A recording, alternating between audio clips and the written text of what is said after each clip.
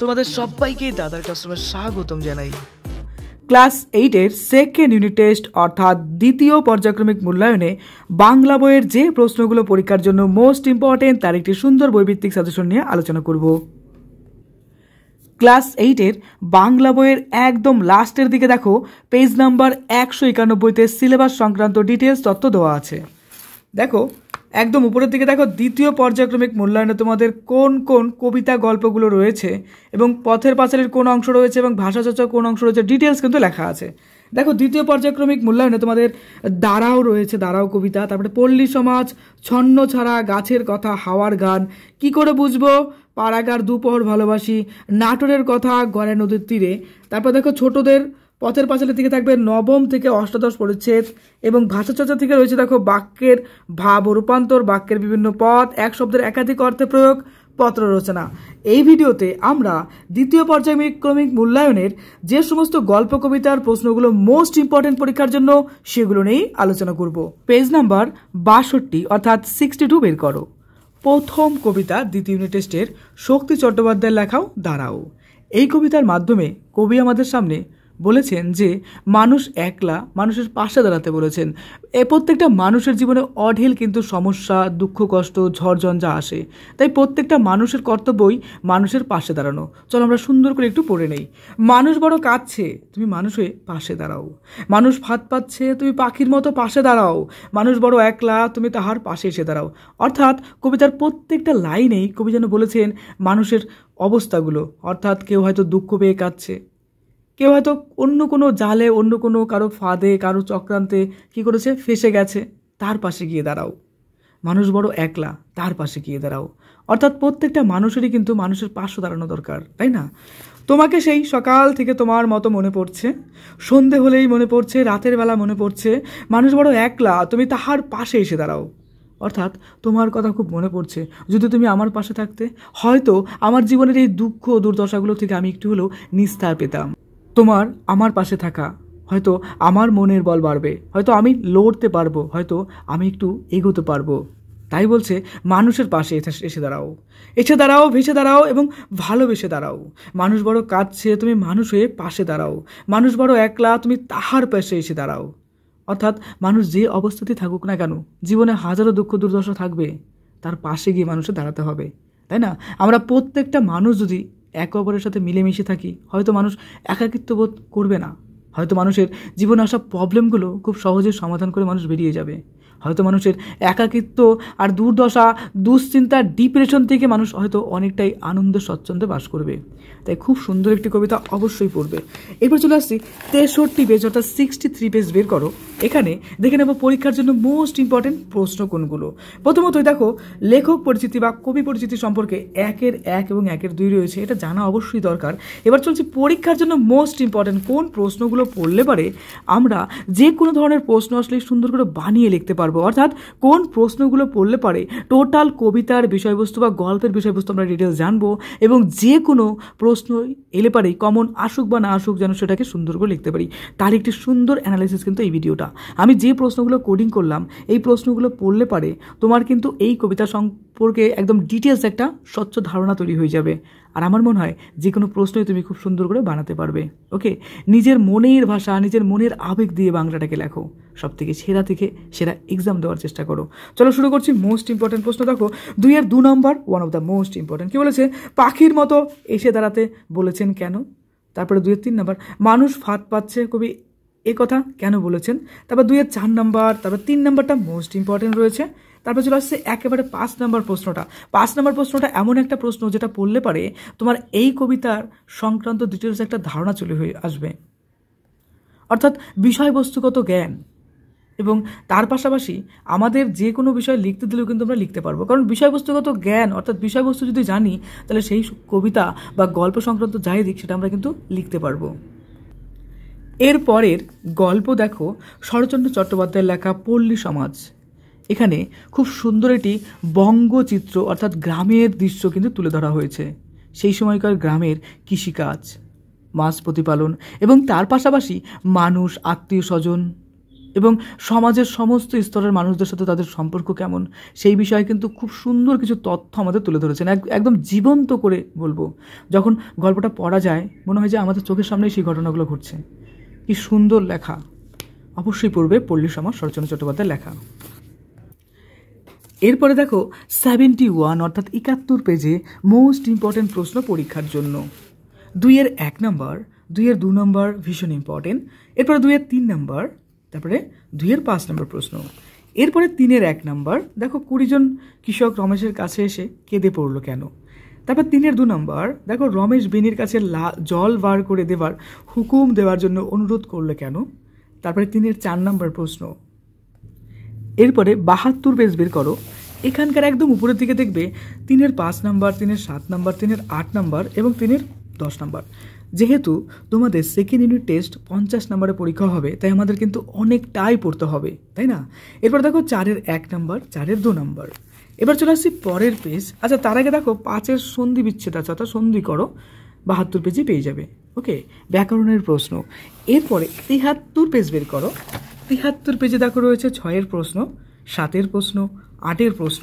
এগুলো পরীক্ষার জন্য ভীষণ ইম্পর্টেন্ট, তাই অবশ্যই মন দিয়ে পড়বে। এরপর চলে আসছি 9-এর যে প্রশ্নগুলো রয়েছে, দেখো অবশ্যই পড়বে এগুলো। 74 অর্থাৎ 74 পেজ বের করো। অচিন্ত্য কুমার সেনগুপ্তের লেখা ছন্ন ছাড়া। এই কবিতাটাও ভীষণ সুন্দর একটি ইম্পর্টেন্ট আর খুব দারুণ একটা কবিতা আমি বলবো। এখানে দেখো আমাদের সমাজে অনেক মানুষজন বসবাস করে, যাদেরকে আমরা ভাবি কি যে তাদের হয়তো আমাদের সমাজে কোনো গুরুত্ব নেই। তাদেরকে অনেকটাই আমরা ভাবি সেই সমস্ত গাছ যেগুলো কি হয়েছে, তাদের পাতাগুলো ঝরে গেছে, না বেরোচ্ছে নতুন পাতা কিংবা নতুন ফুল ফল, যার মধ্যে কোনো গুরুত্ব নেই। আমরা এরকম অনেক মানুষকে কিন্তু ভাবি সমাজের, কিন্তু তাদেরও আমাদের সমাজে বিশাল বড় একটা ভূমিকা রয়েছে। এই কবিতার মাধ্যমে সেগুলোই কিন্তু কবি আমাদের সামনে তুলে ধরেছেন, যে সমাজের প্রত্যেকটা স্তরের মানুষের কিন্তু একটা সুন্দর ভ্যালু রয়েছে, যাদের কাছকে আমরা মূল্যহীন ভাবছি, যাদের জন্য আমরা কোনো কিছু বরাদ্দ করছি না, কিচ্ছু পাচ্ছে না তারা, কিন্তু তারাও সমাজের একটা গুরুত্বপূর্ণ পার্ট আমাদের। চলো 2-1 লাইন পড়ি আমরা। বলেছে, গলির মোড়ে একটা গাছ দাঁড়িয়ে, গাছ না গাছের পেতর ছায়া, আঁকা বাঁকা শুকনো কতগুলি কাঠির কঙ্কাল শূন্যের দিকে এলোমেলো তুলে দেওয়া, রুক্ষ রুষ্ট রিক্ত জীর্ণ, লতা নেই, পাতা নেই, ছায়া নেই, ছাল নেই, বাকল নেই, নেই কোথাও এক আচর সবুজের প্রতিশ্রুতি, এক বিন্দু সরসের সম্ভাবনা। অর্থাৎ এমন একটা গাছের কথা বলেছেন কবি, যে গাছের মধ্যে কিছুই নেই, না আছে সবুজ পাতা, না আছে ফুল, না ফল, একদম রুক্ষ সূক্ষ্ম, একদম ভয়ানক কঙ্কালের মতো দেখতে। অর্থাৎ তার কোনো উপকারিতাই মনে হয় নেই আমাদের কাছে। কিন্তু না, কবি আবার পরে বলেছেন যে হ্যাঁ, এরাও উপকারিতা রয়েছে। দেখো বলেছে, দেখো লতা নেই, পাতা নেই, ছায়া নেই, ছাল নেই, বাকল নেই, নেই কোথাও এক আচর সবুজের প্রতিশ্রুতি, এক বিন্দু সরসের সম্ভাবনা। তার মানে এর মধ্যে কোনো সম্ভাবনা আমরা দেখতে পাচ্ছি না। কিন্তু শেষমেশ দেখা যাবে যে এই পাতা উপযুক্ত জল, মাটি, বাতাস, পরিবেশের প্রত্যেকটা জিনিস যখন পাবে, তখন এও সম্পৃক্ত হবে। ছোটো ছোটো নব নব কুশি বেরোবে, অর্থাৎ ছোটো ছোটো পাতা বেরোবে, সবুজ সবুজের হাতছানি দেবে, এবং সেগুলি পাতাগুলো বড় হবে, তারপর ধীরে ধীরে তার মধ্যে ফুল ফল সবই আসবে, পাখি বসবে, অর্থাৎ তারাও আমাদের জন্য গুরুত্বপূর্ণ, সেই গাছটাও। দেখো এখানে বলছে, দেখো জরির দরকারে যাচ্ছিলাম ট্যাক্সি করে, ড্রাইভার বললে ওদিকে যাব না, দেখছেন না ছন্ন ছাড়া কটা বেকার ছোকরা রাস্তার মাঝখানে দাঁড়িয়ে আড্ডা দিচ্ছে, চোঙা প্যান্ট, চোখা জুতো, রোখা মেজাজ, ঠোকা কপাল, ওখান দিয়ে গেলেই গাড়ি থামিয়ে লিফট চাইবে, বলবে হাওয়া খাওয়ান। কারা ওরা? চেনেন না ওদের? ওরা বিরাট এক নৈরাজ্যের বাসিন্দে। ওদের কিছু নেই, ভিটে নেই, ভিত নেই, রীতি নেই, নীতি নেই, আইন নেই, কানুন নেই, বিনয় নেই, ভদ্রতা নেই, শ্লীলতা শালীনতা নেই। ঘেঁচবেন না ওদের কাছে। কেন নেই? ওরা যে নৈরাজ্যের বাসিন্দা। অর্থাৎ এর মাধ্যমে কবি বুঝিয়েছেন যে ওই যে ছেলেগুলোর কথা বলা হচ্ছে, তারাও ঠিক ওই গাছের মতো, না ফুল আছে, না ফল আছে, না পাতা আছে, সবুজের কোনো লেশ মাত্রই নেই, কিন্তু একটা সময় প্রমাণ হবে যে তারাও গুরুত্বপূর্ণ আমাদের সমাজের। ওকে, অবশ্যই এটা পড়বে, মন দিয়ে পড়বে। চলো আমরা দেখে নিই মোস্ট ইম্পর্ট্যান্ট প্রশ্ন। পৃষ্ঠা নাম্বার 78 অর্থাৎ 78 পেজ পেয়ে যাবে মোস্ট ইম্পর্ট্যান্ট প্রশ্ন। 2-এর সবগুলো ইম্পর্টেন্ট, কারণ 2-এর সবগুলো শর্ট প্রশ্ন, এক কথায় উত্তর। আর এই পরীক্ষায় ভালো রেজাল্ট করতে হবে, 50 নম্বরের পরীক্ষা। দেখো 2-এর 1, 2, 3, 4, 5, 6, 7, 8, 9, 10 সবগুলো পড়ে রাখবে। 3-এর 1 নম্বরটা ভীষণ ইম্পর্টেন্ট, 3-এর 2 নম্বরটাও খুব ইম্পর্টেন্ট এবং তার পাশাপাশি 3-এর 4 নম্বরও কিন্তু ইম্পর্টেন্ট রয়েছে। এবার চলে আসছে 3-এর 8 নম্বর এবং 3-এর 10 নম্বর, যেগুলো বেশি স্টার করা সেগুলো কিন্তু বেশি ইম্পর্টেন্ট। 80 পেজ বের করো। এখানে 3-এর 11 নম্বর প্রশ্ন কিন্তু ভীষণ ইম্পর্টেন্ট। এরপরে 4-এর প্রশ্ন অবশ্যই পড়বো। দেখো দল বিভাজন, খুব সুন্দর দলের একটা ভিডিও রয়েছে, একবার দেখবে টেকনিক জানলে যে কোনো শব্দকে কিন্তু তুমি দল বিভাজন করতে পারবে। তারপরে 7-এর প্রশ্ন, 8-এর প্রশ্ন অবশ্যই মন দিয়ে পড়বে। জগদীশচন্দ্র বোসের লেখা গাছের কথা, পেজ নাম্বার 86 অর্থাৎ 86 বের করো। এখানে দেখো 2-এর 1 নম্বর, 2-এর 2 নম্বর, 2-এর 3 নম্বর, 2-এর 4 নম্বরটা মোস্ট ইম্পর্টেন্ট এবং 2-এর 5 নম্বর, এগুলো কিন্তু শর্ট প্রশ্ন, আর শর্ট প্রশ্ন সব পড়তে লাগবে, তাই না? এরপরে 3-এর 1 নম্বর, 2 নম্বর, 3 নম্বর এবং 5 নম্বর। এরপরে চলে আসছি পরের পেজে। দেখো এখানে রয়েছে 3-এর 9 নম্বর, আর 4-এরগুলো কিন্তু বাক্য পরিবর্তন বলেছে, ব্যাকরণ, তাই না? এগুলো পড়বে, এগুলো নিয়ম জানলে এমনি করতে পারবে, কনসেপ্টের উপর গুরুত্ব দেওয়া দেখবে সব হবে। 5 নম্বর, তারপরে রয়েছে 6 নম্বর, এগুলো ইম্পর্টেন্ট এবং তার পাশাপাশি 7 নম্বর সন্ধি বিচ্ছেদ করো। বুদ্ধদেব বসুর লেখা হাওয়ার গান, খুব সুন্দর একটি কবিতা, পেজ নাম্বার 90 বের করো। এখানকার 2-এর সবগুলো, কারণ এগুলো সব শর্ট প্রশ্ন, 2-এর 1, 2, 3, 4, 5, 3-এর 2 নম্বর এবং 3 নম্বর, এরপরে 4-এর 1 নম্বর এবং 2 নম্বর প্রশ্ন। আশাপূর্ণা দেবীর লেখা কি করে বুঝবো, পেজ নাম্বার 100 বের করো। এখানে 2-এর যে প্রশ্নগুলো রয়েছে সব শর্ট প্রশ্ন, তাই সব পড়তে হবে। 2-এর 1 নম্বর, 2 নম্বর, 3 নম্বর, 4 নম্বর, 5 নম্বর, 6 নম্বর এবং এর পাশাপাশি দেখো 3-এর 1 নম্বর, 3-এর 3 নম্বর এই প্রশ্ন। এর পরের পেজ চলে আসবে, দেখো 3-এর 5 নম্বর এবং 3-এর 8 নম্বর। এরপরে চলে আসছে আরও কিছু ইম্পর্টেন্ট প্রশ্ন নিয়ে আলোচনা। দেখো এখানে 4-এর যে প্রশ্নগুলো রয়েছে, 4-এর 3 নম্বর, 4-এর 4 নম্বর, এই যে প্রশ্নগুলো, এই প্রশ্নগুলো আলটিমেটলি তোমার টোটাল গল্পটাকে কিন্তু কভার করবে। 102 পেজ বের করো। একটু কবিতার দেখো, কবিতা গল্প যাই পড়ি না কেন আমাদের কিন্তু ব্যাকরণও পড়তে হবে, আর টেক্সট ব্যাকরণ কিন্তু অনেকটাই পরীক্ষা কমন আসে। 6-এর প্রশ্ন, 7-এর প্রশ্ন, 8-এর প্রশ্ন, 9-এর প্রশ্ন এবং তার পাশাপাশি 11 এবং 12, এগুলো কিন্তু ব্যাকরণের প্রশ্ন, ব্যাকরণ থেকে কিন্তু প্রচুর প্রশ্ন হয়। জীবনানন্দ দাশের লেখা পাড়াগাঁয়ের দুপোহর ভালোবাসি, পেজ নাম্বার 104 বের করবে। এখানকার দেখো প্রথমতই আমাদের কবি পরিচিতি জানতে হবে। 2-এর 1 নম্বর, 2-এর 1 নম্বর, 1-এর 2 নম্বর, এরপরে 2-এর 1 নম্বরটা মোস্ট ইম্পর্টেন্ট, খুব আসে পরীক্ষায়। তারপরে 2-এর 4 নম্বর, এটাও খুব আসে পরীক্ষায়। 2-এর 6 নম্বর, 2-এর 7 নম্বর, তারপরে 3-এর 1, 3-এর 3। এরপর চলে আসছি পরে 5-এর যে প্রশ্ন রয়েছে, 5 নম্বর প্রশ্ন ব্যাকরণের, 6 নম্বর, 7 নম্বর। ওকে, অবশ্যই ভালো করে প্র্যাকটিস করে নেবে। নাটোরের কথা, অবনীন্দ্রনাথ ঠাকুরের লেখা, পেজ নাম্বার 112 বের করো। দেখো নাটোরের কথার মোস্ট ইম্পর্টেন্ট প্রশ্ন, 2-এর 3 নম্বর, 2-এর 5 নম্বর, 2-এর 6 নম্বর এবং 2-এর 8 নম্বর প্রশ্ন। এর পরের পেজ 113 বের করো। 113 পেজের দেখো এখানে 3-এর 2 নম্বর, 3-এর 3 নম্বর, 3-এর 5 নম্বর। এরপরে নিচের দিকে দেখো কিছু প্রশ্ন পাবে 4, 5, 6, 7 এবং 8 নম্বর। 8 নম্বর কিন্তু ভীষণ ইম্পর্টেন্ট।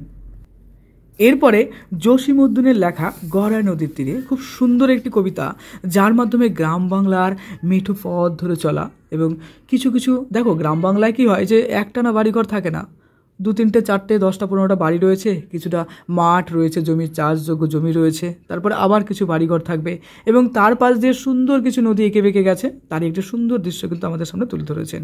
বলেছেন গড়াই নদীর তীরে কুটিরখানি লতাপাতা ফুল মায়ায় রয়েছে ঘিরে, বাতাসে হেলিয়া আলোতে খেলিয়া সন্ধে সকালে ফুটি, উঠানের কণে বুনো ফুলগুলি হেসে যায় কুটি কুটি। খুব সুন্দর একটি কবিতা। এখানে একটি গ্রাম বাংলার একটি বাড়ির দৃশ্য তুলে ধরেছেন।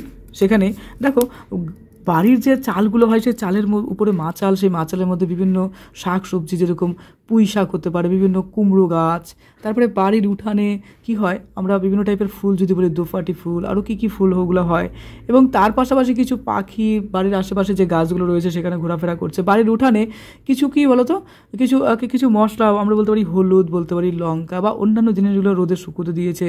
বাড়ির উঠানে কোনো একটা দড়ির মধ্যে বা কোনো একটা বাঁশের খুঁটির টানানো আছে, তার মধ্যে সুন্দর জামা কাপড় কী করা হচ্ছে যে ভেজা জামা কাপড়গুলো শুকোতে দিয়েছে।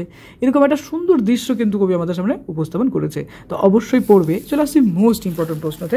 দেখো 117 নম্বর পৃষ্ঠাতে পেয়ে যাবে। 117 নম্বর পৃষ্ঠার একদম প্রথম দিকে দেখো দুইয়ের সবগুলো, দুইয়ের 1, 2, 3, 4 এবং 5 সবগুলো পড়তে হবে, কারণ সবগুলো শর্ট প্রশ্ন। এরপরে 3-এর 1 নম্বর, 3-এর 2 নম্বর, 3-এর 3 নম্বর এবং 4-এর 1 নম্বর।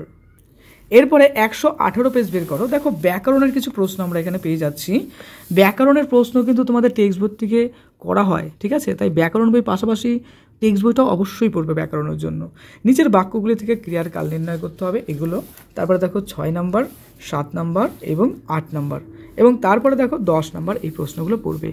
এর পরের ভিডিওতে আমরা বাংলার মোস্ট ইম্পর্ট্যান্ট ভাষাচর্চা এবং পথের পাঁচালীর প্রশ্ন উত্তর ডিটেলস অ্যানালাইসিস করব। ওকে, তো চ্যানেলে যদি নতুন হও অবশ্যই সাবস্ক্রাইব করে রেখো। আর তোমাদের ক্লাস 8-এর প্রত্যেকটা সাবজেক্ট কিন্তু আপলোড করা হচ্ছে, অবশ্যই দেখবে। প্রত্যেকটা সাবজেক্টের বইভিত্তিক সাজেশন খেয়াল করো, মন দিয়ে পড়ো, আর একটা সব থেকে সেরা রেজাল্ট চেষ্টা করো করার। আমি তোমার কাছে কিন্তু অনেক ভালো একটা রেজাল্ট আশা করি। ওকে, পরীক্ষার জন্য তোমাকে জানাই বেস্ট অফ লাক, খুব ভালো থেকো।